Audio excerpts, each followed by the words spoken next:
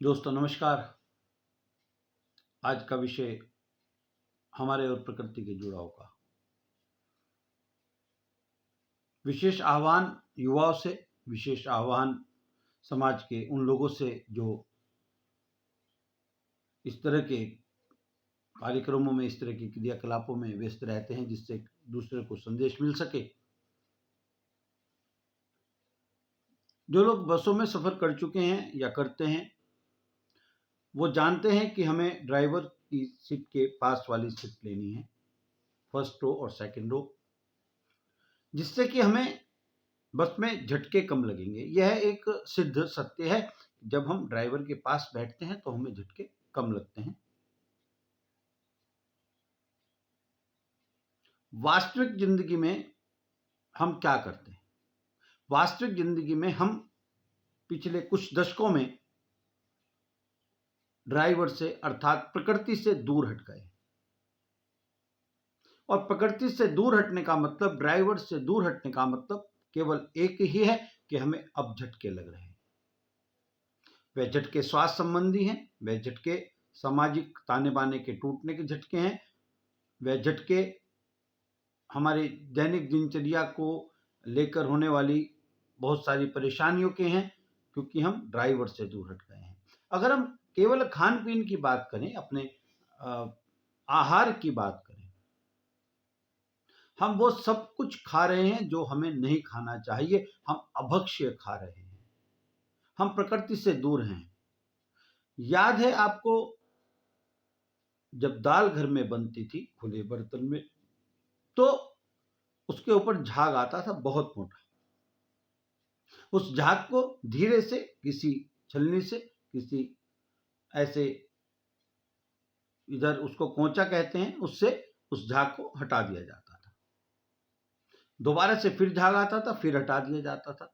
अभी pressure cooker में pressure cook हो रहा है, बंद बर्तन में दाल पकती नहीं, फटती है।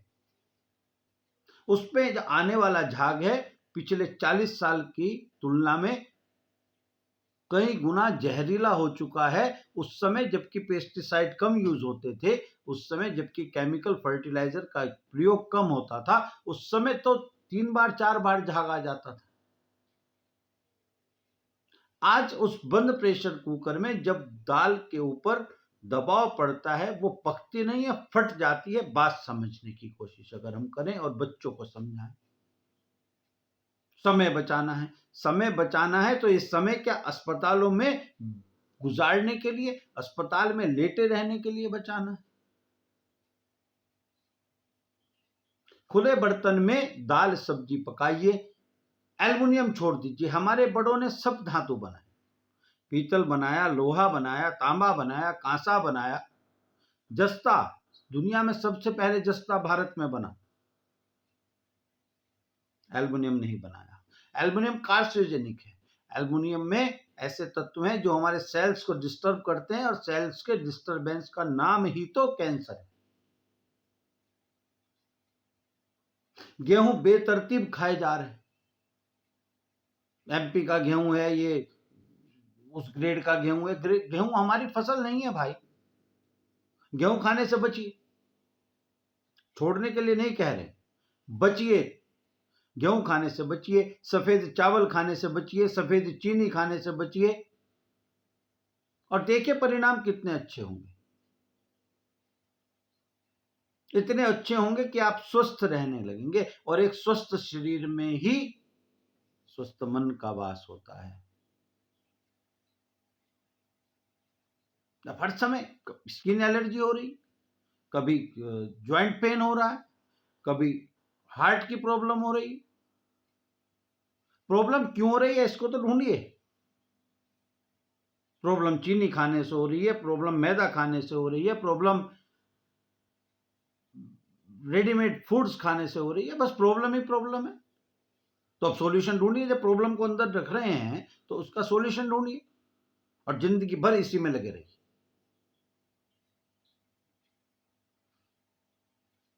आंग्ल चिकित्सा पद्धति एलोपैथी के बारे में कुछ बात करना ज्यादा अच्छा रहेगा। माने न बात करना अच्छा रहेगा। मैं नहीं कहता आयुर्वेद पूरी पद्धति है, मैं नहीं कहता होम्योपैथी पूरी पद्धति है, मैं नहीं कहता प्राकृतिक चिकित्सा पूरी पद्धति है, पर एलोपैथी किसी भी तरह से पूरी चिकित्सा पद्धति नहीं है, हो ही नहीं सकती। मेरे पास सैकड़ों उदाहरण है। जब एम्पुटेशन के लिए कह दिया गया कि साहब हाथ काटना पड़ेगा या और कोई शरीर का अंग काटना पड़ेगा, ठीक हो जाते। रहस्य क्या है? प्रकृति के पास चले जाते। ये माँ है, प्रकृति माँ है, मदर नेचर। इंग्लिश में अच्छा लगता है हमें, हिंदी बोलने में तो बड़ी शर्म आती है। इंग्लिश बोलते हैं, अरे आप समझिए कि यूरोप में हर व्यक्ति इंग्लिश बोलता है साहब। आप कौन बड़ा काम कर रहे हैं? एक कंपनी के सीईओ से लेकर जो गेटकीपर दरवाजा खोलता है इंग्लिश में ही बात करता है ना। आपको खुद पे शर्म आने लगी और यही इस देश के पतन का कारण बना, यही इस समाज के आज जो स्थिति में हम हैं उसका कारण। खुद पर गर्व करना सीखिए। हम ईश्वर की बनाई हुई भूमि के एक विशिष्ट भाग के विशिष्ट लोग हैं, ये समझिए। जितनी जैव विविधता, भोजन विविधता, वैचारिक विभिन्नता इस देश में है, ऐसी तो कहीं होती नहीं। लगातार हम पर आक्रमण हुए और उन आक्रमणकारियों ने जो भी कुछ किया कि नहीं किया, हमें हमारे मूल से हटा दिया। हमारा मूल था प्रकृति, हम प्रकृति पूजक लोग हैं, हम सूर्य की आराधना करने वाले लोग हैं। मंत्री आते हैं, कोई कोई बड़े अधिकारी आते हैं, आप उनके स्वागत में खड़े हो जाते हैं। क्या ही कमाल की बात है कि जब सुबह सूर्य नारायण आते हैं आप उनके स्वागत में खड़े नहीं होते। वो तो आपको क्या देंगे कि नहीं देंगे नहीं पता हमें। सूर्य नारायण तो जीवन दे रहे हैं, सो रहे हैं 8 बजे 10 बजे 12 बजे तक सो रहे हैं, कोई काम नहीं। सूर्य को क्या पड़ी है आपके लिए सोचने की? चंद्रमा को क्या पड़ी है आपके लिए सोचने की? प्रकृति के पास आ जाइए। शरद पूर्णिमा की रात में खीर बनाई जाती थी, भगवान चंद्रमा को भोग लगाया जाता था, सब गायब। क्यों? किसने कब कर दिया? एक षड्यंत्र हुआ इस संस्कृति के खिलाफ, एक वैचारिक आक्रमण हुआ और हम सब उसका शिकार हो गए। प्रकृति के पास लौट आइए, प्रकृति सब ठीक कर लेगी। घाव को जब खुला छोड़ते हैं ना, जल्दी भरता है।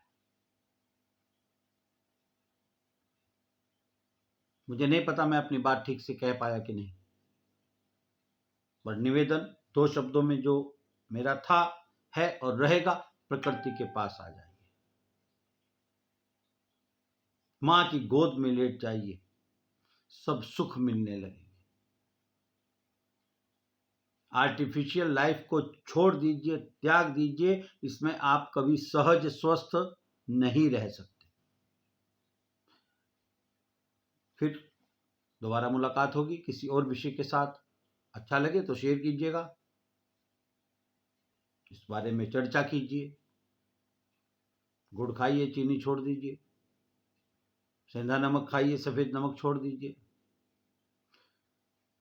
ब्लैक राइस खाइए, ब्राउन राइस खाइए, सफेद चावल छोड़ दीजिए, गेहूं छोड़ दीजिए, मोटे अनाज खाइए और देखिए जीवन कितना सुखमय हो जाता है।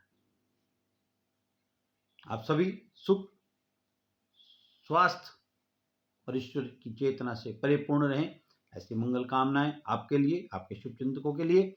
अगले विषय के साथ जल्दी आपसे मुलाकात होगी। तब तक के लिए राम राम, जय हिंद, जय भारत।